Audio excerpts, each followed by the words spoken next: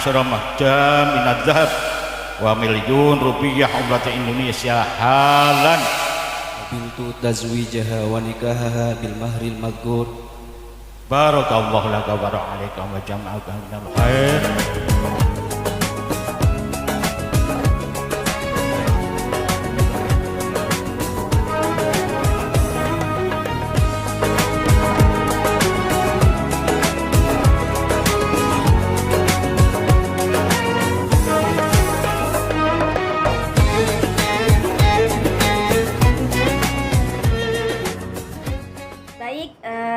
Assalamualaikum warahmatullahi wabarakatuh. Perkenalkan, nama saya Khairun Nisa, NIM 11824031 dari Prodi Hukum Keluarga Islam.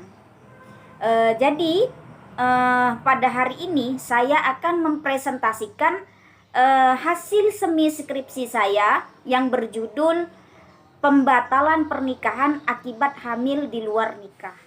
Baik, langsung saja pada bab 1, yaitu latar belakang penelitian. Jadi pernikahan atau perkawinan itu adalah salah satu fase hidup di mana seseorang mulai menentukan untuk menjalani sisa hidupnya dengan lawan jenis yang ia cintai. Di mana pada awalnya bukan termasuk golongan dari keluarganya. Terus pernikahan ini adalah sebuah perjanjian atau kesepakatan dari dua belah pihak untuk hidup bersama. Jadi kalau di dalam Undang-Undang Nomor 1 Tahun 1974 itu berbunyi bahwa perkawinan itu adalah ikatan lahir batin antara seorang pria dengan seorang wanita sebagai suami istri dengan tujuan untuk membentuk rumah tangga yang bahagia dan kekal berdasarkan ketuhanan yang Maha Esa. Sedangkan kalau pembatalan perkawinan itu adalah tindakan untuk mengajukan permohonan atau gugatan ke pengadilan setempat yang berwenang agar perkawinan yang telah dilakukan itu dibatalkan atau dinyatakan tidak sah. Jadi suatu perkawinan itu dapat dibatalkan jika para pihak yang melangsungkan perkawinan tersebut tidak memenuhi syarat-syarat untuk melangsungkan perkawinan atau adanya keadaan atau kondisi yang membuat perkawinannya itu dibatalkan gitu. Jadi permasalahannya di sini saya menemukan kasus, singkat saja ya.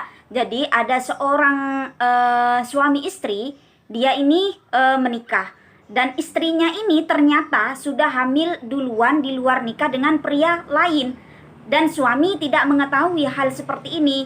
Lah, ketahuannya ketika pernikahannya itu baru melangsungkan 2 bulan, sedangkan pihak istri sudah mengandung 4 bulan.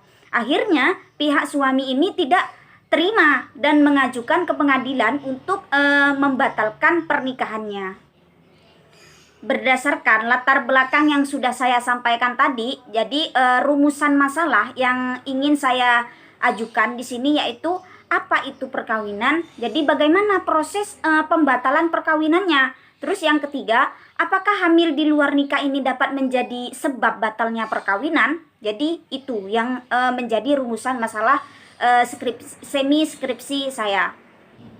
Baik, lanjut pada bab 3 yaitu metode penelitian. Jadi di sini saya menggunakan jenis penelitiannya itu dengan pustaka. Yang kedua, sifat penelitiannya itu saya menggunakan kualitatif. Terus yang kedua, pendekatan penelitiannya saya itu menggunakan normatif, yuridis atau dan sosiologis. Terus yang ketiga, teknik pengumpulan datanya saya itu menggunakan data primer dan data sekunder. Terus yang keempat, teknik analisis pengumpulan datanya saya itu menggunakan metode deskripsi analisis dengan pola deduktif. Masuk ke pembahasan, yaitu di sini tinjauan hukum tentang pernikahan wanita yang hamil di luar nikah. Jadi pada umumnya menurut hukum agama perkawinan itu adalah perbuatan yang suci, yang sakramen, yaitu sebuah perikatan antara dua pihak dalam memenuhi perintah dari ajaran Tuhan yang Maha Esa agar kehidupannya atau berkeluarga dan berumah tangga serta berkerabat tetangga berjalan dengan baik sesuai dengan ajarannya masing-masing. Jadi perkawinan hamil perkawinan wanita yang hamil itu merupakan perkawinan yang didahului dengan adanya sebab perzinaan yang mengakibatkan kehamilan di luar nikah, perkawinan yang sah. Jadi yang dimaksud dengan kawin hamil di sini adalah kawin dengan seorang wanita yang hamil di luar nikah, baik dikawini oleh laki-laki yang menghamilinya maupun oleh laki-laki yang bukan menghamilinya. Jadi kalau di dalam kompilasi hukum Islam itu telah mengatur masalah perkawinan wanita hamil karena zina yang terdapat dalam bab 8 pasal 53 yang berbunyi, yang pertama, seorang wanita hamil di luar nikah itu dapat dikawinkan dengan pria yang menghamilinya. Yang kedua, perkawinan dengan wanita hamil yang disebut pada ayat 1 dapat dilangsungkan tanpa menunggu lebih dahulu kelahiran anaknya. Yang ketiga, dengan dilangsungkannya perkawinan pada saat wanita hamil tidak diperlukan perkawinan ulang setelah anak yang dikandung itu lahir.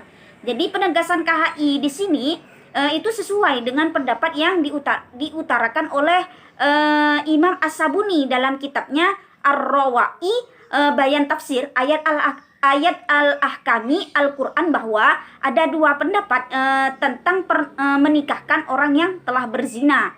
Yang pertama, pendapat yang mengharamkan untuk menikahkan orang yang zina.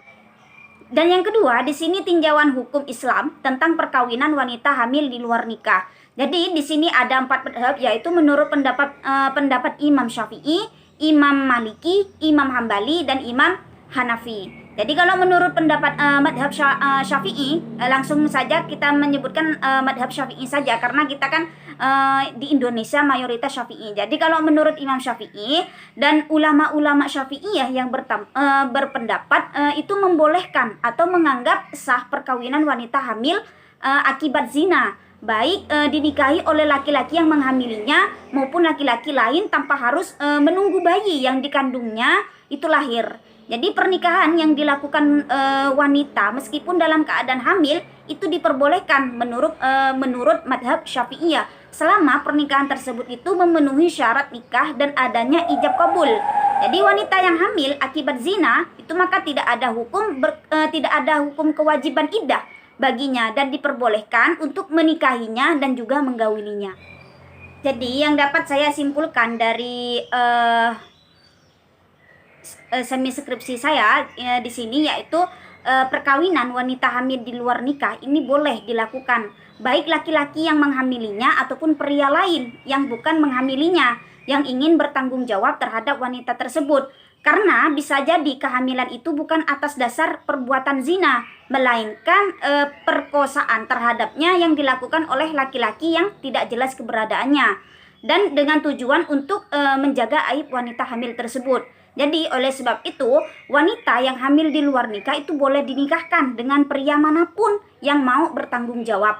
Karena apabila wanita hamil tersebut tidak dapat dinikahkan dengan pria lain yang tidak menghamilinya, sedangkan pria yang menghamilinya itu tidak bertanggung jawab dan tidak dilaksanakannya pernikahan dalam batas-batas tertentu, itu akan menimbulkan dampak psikologis bagi keluarga wanita tersebut. Cukup sekian yang bisa saya sampaikan. Kurang lebihnya mohon maaf jika ada kesalahan dalam berucap dan mohon bimbingannya. Wassalamualaikum warahmatullahi wabarakatuh.